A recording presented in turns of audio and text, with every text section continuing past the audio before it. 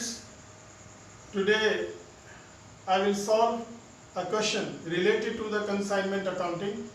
आज हम consignment accounting से related एक question, एक छोटी सी problem solve करेंगे और उसमें हमने calculate करना है value of closing inventory. देखते हैं इस problem में क्या है. A company sends 300 bales of cotton to its consignee at a profit 20% on sale. एक कंपनी ने 300 bales of cotton सेंड किए कंसाइनी को at a profit 20% on sale. 20% is your profit margin. ये profit margin है, जो percentage on sale profit percentage होती है वो profit margin कहलाता है. The cost price of each bale to the company is rupees 600 per bale. जो 300 bales send किए कंसाइनर ने कंसाइनी को, उनकी कॉस्ट प्राइस 600 पर बेल है. The following are the expenses incurred in connection with the consignment. और उसके अलावा कुछ expenses कंसाइनी और कंसाइनर ने इस कंसाइनमेंट पर खर्च किए, expenses किए. देखते हैं वो कौन से expenses है. 3 expenses है, A, B and C. Number A में कंसाइनर ने पे किया 900 rupees as dispatch charges, dispatching of goods पर इसने खर्च किया 900 रुपया. और नंबर बी में 2000 खर्च कर रहा है, कौन? कंसाइनी पे कर रहा है for freight charges, freight charges पे किए. और नंबर सी में अगेन कंसाइनी पे कर रहा है 1000 रुपया, 1000 as godown rent and salaries to the sales persons. ये 3 एडिशनल एक्सपेंसेस इनकर्ड किए गए both of the parties, by the consignor and by the consignee. अब आगे हम देखते हैं, you are required to calculate the value of inventory. आपको ending inventory value calculate करनी है, valuation करना है. At invoice price based calculate करना है value of ending inventory. The consignee sells away 2/3 of consignment. Consignee को जो कंसाइनमेंट दिया गया 300 बेल्स का, उसमें से कंसाइनी ने 2/3 यानी कि 2/3 ऑफ 300 कितना बनता है, मल्टीप्लाई करें 300 को 2 से एंड डिवाइडेड बाय 3, तो आपके पास बनता है 200. तो 300 का 2/3 यानी कि 200 उसने सेल कर दिया. तो remaining inventory in number of bales that is 100 with the consignee. Consignee के पास जो इन्वेंट्री बच गई है क्वांटिटी उसकी 100 बेल्स है. And examiner asking to calculate value of ending inventory under invoice price method. जब इनवॉइस प्राइस की बात हो रही तो it is very simple to calculate value of ending inventory under invoice price method if invoices are available in the question. लेकिन यहां पर invoice price available नहीं है, कॉस्ट प्राइस अवेलेबल है, तो फिर थोड़ा सा कॉम्प्लिकेटेड हो जाता है. देखते हैं कि हम how we have to calculate value of closing inventory under invoice price method when invoice price is not given in the question, cost price, purchase price given है. देखते हैं. देखिए टोटल बेल सेंट, सबसे पहले आप लिखें total number of bale sent 300. आपने number of bale जो कंसाइनर ने सेंड किया कंसाइनी को वो 300 है, उसमें से लेस कर दे जो बेच दिया, जो सोल्ड, जो बिक गया. 2/3 ऑफ 300 दैट इज 200 बिक गया. अब 300 में से हमने जब माइनस कर दिया 200 को, तो हमारे पास कितना बचा 100. This is actually 100 bales left unsold. ये 100 बेल्स है जो कि बच गई, जो बेची नहीं अभी तक कंसाइनी ने, या कंसाइनी इनको बेच नहीं सका, जो कि 1/3 ऑफ द 300 है. अब cost price of 100 bales, ending inventory में हमारे पास 100 बेल्स है और परचेज प्राइस और cost price of each bale is ₹600. तो 100 को जब हमने 600 से मल्टीप्लाई किया तो हमारे पास अमाउंट आ गया कॉस्ट का 60,000. This is purchase price of ending inventory. लेकिन इसमें हम अभी कुछ ऐड करेंगे एडिशनल एक्सपेंसेस को, तो हमारे पास total cost price of closing inventory आएगी. और उसके बाद अंडर इनवॉइस मेथड हम उसके अंदर प्रॉफिट भी ऐड कर देंगे जो रिलेट करता है क्लोजिंग इन्वेंट्री से, तो हमारे पास value of closing inventory under invoice price method आ जाएगी। ये 60,000 तो आपकी परचेज प्राइस कॉस्ट प्राइस है। उसके बाद 3 एडिशनल एक्सपेंसेस इनकर्ड किए कंसाइनी एंड कंसाइनर दोनों ने।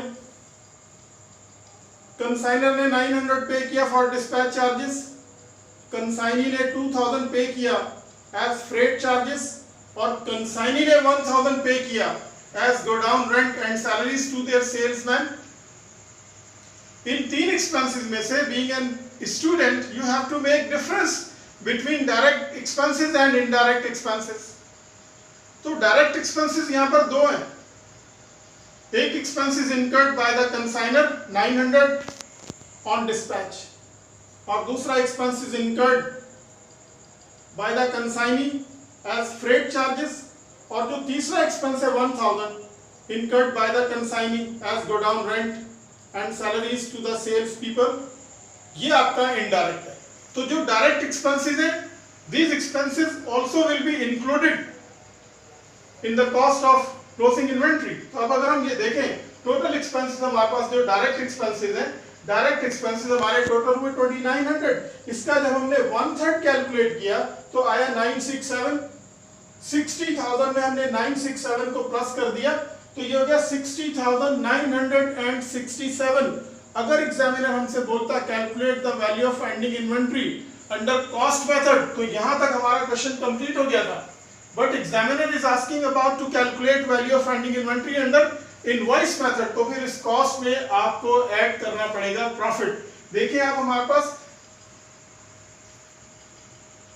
ऐड कर देंगे प्रॉफिट। ये हमारे पास कॉस्ट है 60,967, इसमें हमने ऐड किया प्रॉफिट। प्रॉफिट कितना है 20% ऑन सेल प्राइस। यहां पर मजे की बात ये कि आपके पास सेल प्राइस तो गिवन ही नहीं है, तो पहले हमने इसका प्रॉफिट का फॉर्मूला लिख लिया, sale price minus cost price. अब सेल प्राइस हमारे पास 75,000 है, ये W1 mean working one.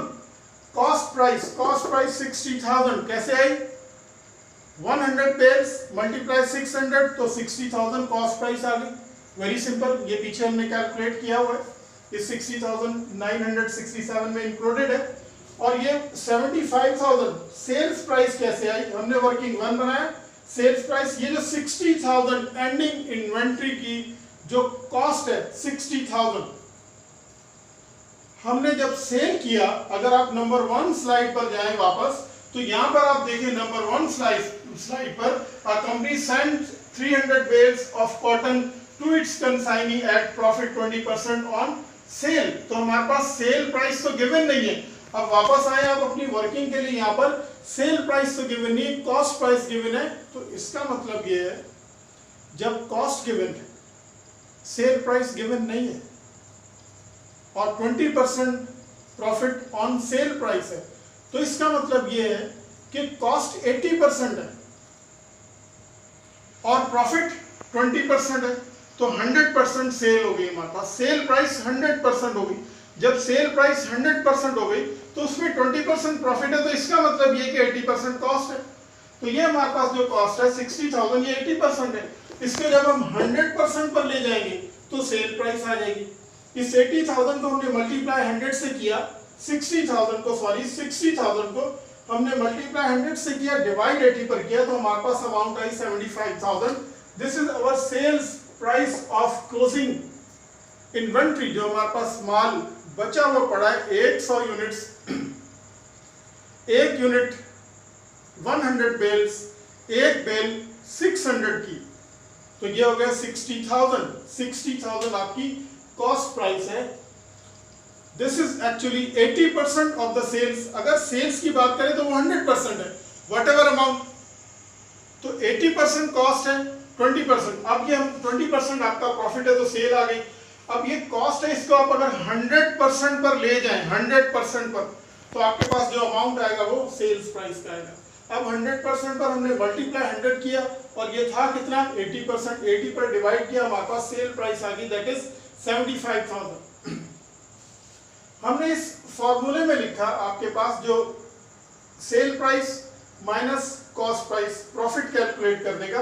Sale price 75,000 है, W1 मीन वर्किंग नंबर 1, यहाँ हमने इसकी वर्किंग शो की, माइनस किया कॉस्ट को 75,000 माइनस 60,000, तो हमारे पास जो प्रॉफिट आया जो कि इंक्लूडेड है एंडिंग इन्वेंट्री में, वो आया 15,000। इस 15,000 को हमने ऐड कर दिया 60 में, तो ये हो गया 75,967। Actually this is your value of the closing inventory.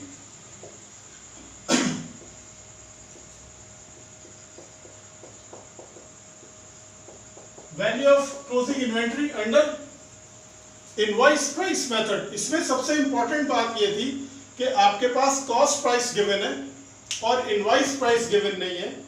जब आपके पास कॉस्ट प्राइस है, इनवॉइस प्राइस नहीं है, लेकिन percentage of profit, percentage of margin is given, यहाँ 20% है। जितना भी होगा हम सेल प्राइस को कंसीडर कर लेंगे 100%।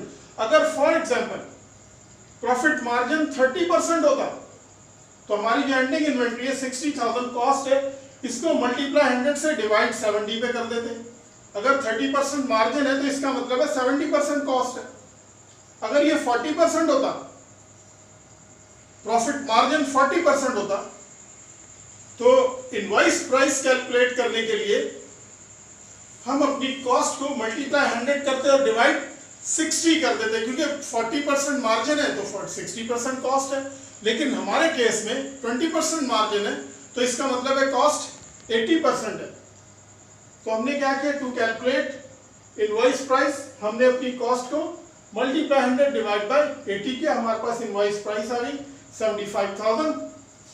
इस 75,000 सेल प्राइस या इनवॉइस प्राइस से हमने माइनस किया कॉस्ट को, तो हमारे पास प्रॉफिट आ गया 15,000 रुपए। इसको हमने ऐड कर दिया अपनी कॉस्ट में, जो कि इनिशियल कॉस्ट है बेल्स की, और उसमें एडिशनल डायरेक्ट एक्सपेंसेस एडेड है इसके अंदर। इसमें हमने प्रॉफिट ऐड किया, हमारे पास वैल्यू ऑफ क्लोजिंग इन्वेंट्री आ गई अंडर इनवॉइस मेथड। अगर इनवॉइस मेथड ना होता, सिर्फ कॉस्ट मेथड होता, तो यहां तक आपका आंसर था, ये आपका आंसर हो जाता। Thank you very much.